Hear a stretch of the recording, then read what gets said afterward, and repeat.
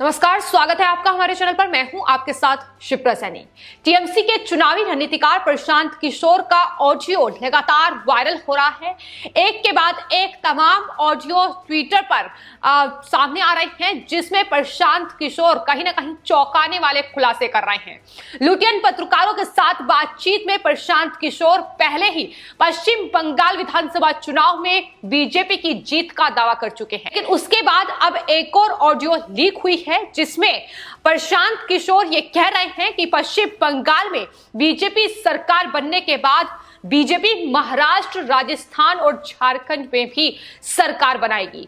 BJP, if Didi were to lose Bengal, then I'm sure Maharashtra will go, Jharkhand will see what happened in Bihar, and possibly Rajasthan will go as well.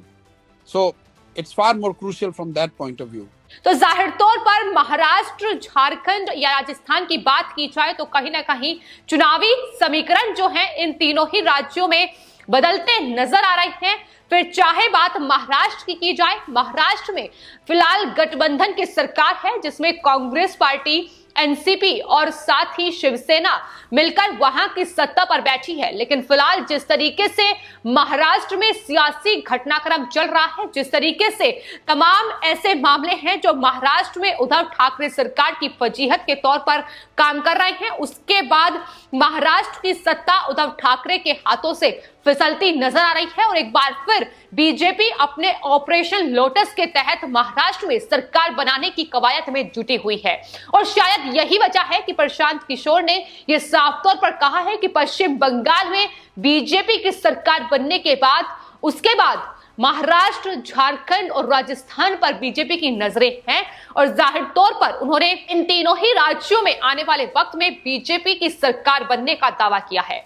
Maharashtra में तो लगातार तीन पहियों की यह सरकार जो एक दूसरे पर हमलावर नजर आ रही है, फिर चाहे बात कांग्रेस पार्टी की जाए, शिवसेना या एनसीपी की जाए, क्योंकि जिस तरीके से महाराष्ट्र में लगातार एंटीलिया विस्फोटक केस और वसूली रैकेट महाराष्ट्र सरकार की वजीहत के तौर पर काम कर रहे हैं, लगातार मंत्री और नेता कटघरे में शिवसेना हो या एनसीपी हो फंसते नजर आ रहे हैं, तो किसी भी वक्त सरकार जा सकती है, ये लगातार कयास वहां लगाए जा रहे हैं। और बीजेपी भी पुरजोर तरीके से महाराष्ट्र में चल रहे तमाम केस को लेकर महाराष्ट्र सरकार पर, महाविकास अघाड़ी सरकार पर हमलावर नजर आ रही है। लेकिन वही बात अगर झारखंड की जाए तो आपको बता दें, झारखंड में मुक्ति मोर्चा पार्टी के प्रमुख हेमंत सोरेन, जो कि झारखंड के मुख्यमंत्री भी हैं और झारखंड में भी गठबंधन की सरकार फिलहाल चल रही है, जिसमें न सिर्फ मुक्ति मोर्चा पार्टी बल्कि उसके अलावा कांग्रेस पार्टी,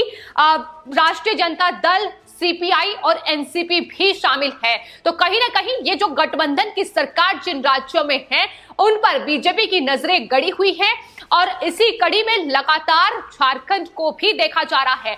आपको बता दें, मुक्ति मोर्चा के पास वहां 29 सीटें हैं, लेकिन कांग्रेस पार्टी के पास 18 सीटें हैं। इसके अलावा तमाम जो पार्टियां हैं, फिर चाहे वो आरजेडी हो या फिर सीपीआई हो, तमाम पार्टियों के पास एक एक सीटें हैं और कहीं ना कहीं महागठबंधन की इस सरकार को गिराने की कवायद भी बीजेपी की ओर से वहां भी जारी है। तो तमाम ये राज्य जिनमें गठबंधन की सरकार है उस पर बीजेपी की नजरें गड़ी हुई हैं।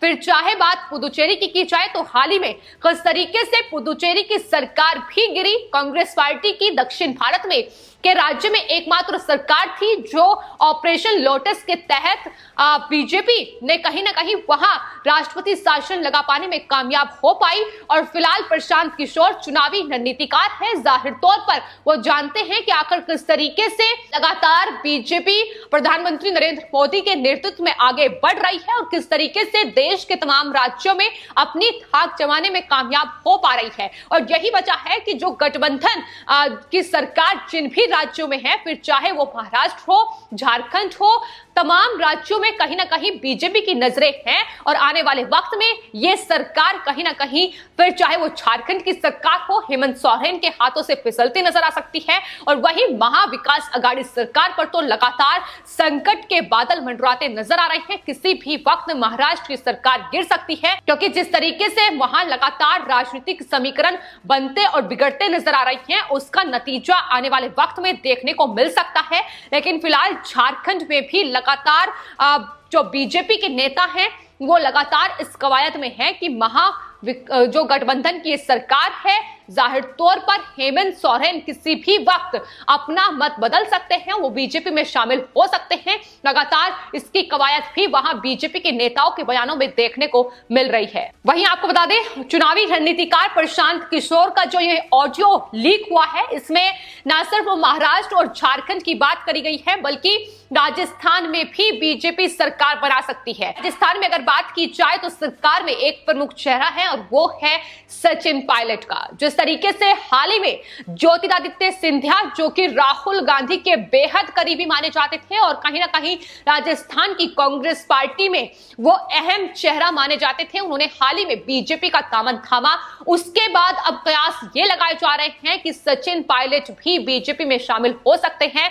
हालांकि अभी तक सचिन पायलट की तरफ से ऐसा कुछ निकलकर सामने नहीं आया है। कांग्रेस के अभी भी वफादार सिपाही होने के काम लगातार सचिन पायलट की ओर से किए जा रहे हैं, लेकिन कयास लगाए जा रहे हैं कि दरअसल अशोक गहलोत और सचिन पायलट के बीच लगातार राजस्थान में मतभेद बढ़ रहा है, जिसकी वजह यह हो सकती है कि दरअसल ज्योतिरादित्य सिंधिया और सचिन पायलट की जो दोस्ती है वो बेहद गहरी है। ऐसे में जब ज्योतिरादित्य सिंधिया बीजेपी में शामिल हुए थे तभी से ये कयास लगाए जाने लगे थे कि दरअसल सचिन पायलट भी किसी भी वक्त बीजेपी में शामिल हो सकते हैं और एक बड़ा तख्तापलट कहीं ना कहीं राजस्थान में देखने को मिल सकता है। तो ये तमाम देश के महत्वपूर्ण राज्य हैं जिसमें गठबंधन की सरकार है, लेकिन कहीं ना कहीं चुनावी जो समीकरण है, जो राजनीतिक समीकरण है, वो भी राजस्थान में भी लगातार बदलते दिखाई दे रहे हैं। और सचिन पायलट इस पूरे कहीं ना कहीं कांग्रेस पार्टी का एक अहम चेहरा जो बीजेपी का दामन थाम सकते हैं।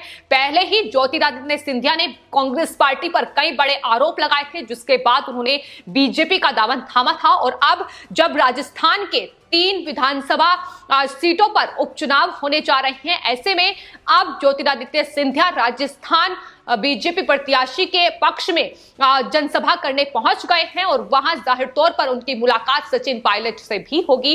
तो आने वाले वक्त में क्या कुछ राजनीतिक समीकरण वहां बदलेंगे ये देखना होगा। लेकिन फिलहाल प्रशांत किशोर, जो कि टीएमसी के चुनावी रणनीतिकार पश्चिम बंगाल में है, वो उनकी जिस तरीके से ऑडियो लगातार लीक हो रही है और इन ऑडियो में वो तमाम चौंकाने वाले दावे कर रहे हैं।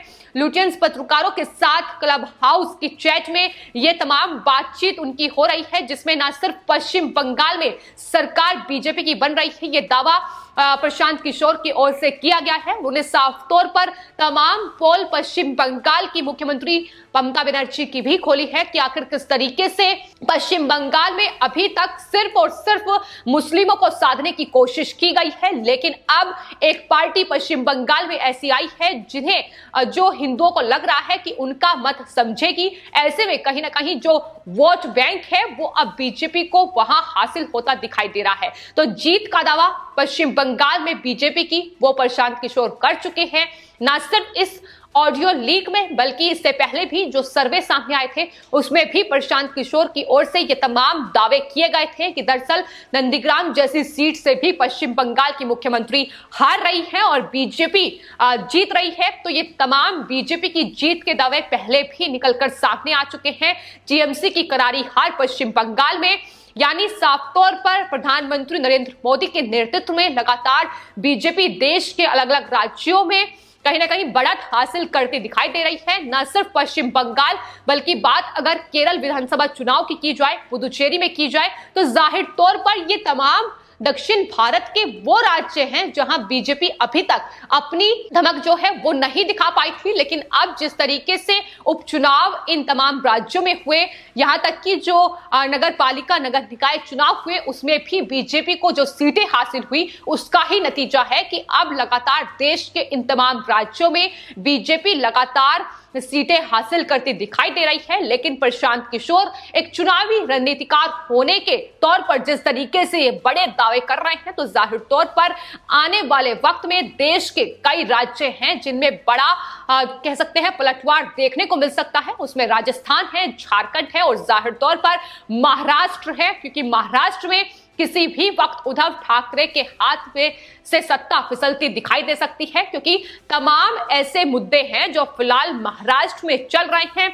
उसमें वसूली के रैकेट का जो पर्दाफाश हुआ है, किस तरीके से वसूली का बड़ा खेल महाराष्ट्र में महाराष्ट्र सरकार के मंत्रियों और नेताओं के द्वारा चल रहा था, वो लगातार सामने है, जो उद्धव सरकार के लिए फजीहत के तौर पर काम कर रहा है। लेकिन वहीं महाराष्ट्र महाविकास आघाड़ी सरकार में जो पार्टी है एनसीपी, और जिस तरीके से शरद पवार के सुर जो है वो बदले नजर आ रहे हैं, वो लगातार अब केंद्र सरकार की तारीफ कर रहे हैं। अमित शाह से अहमदाबाद में उन्होंने मुलाकात की है। तो ये तमाम जो राजनीतिक समीकरण है ये बदल रहे हैं इन तमाम राज्यों में, और यही वजह है कि माना यह जा रहा है कि बीजेपी अपने ऑपरेशन लोटस के तहत किसी भी वक्त किसी भी इन तीनों ही राज्यों में से बड़ा तख्तापलट देखने को मिल सकता है। और जाहिर तौर पर यही जो कहीं ना कहीं चुनावी समीकरण है, इसको ही साधने की कोशिश प्रशांत किशोर की ओर से की गई है।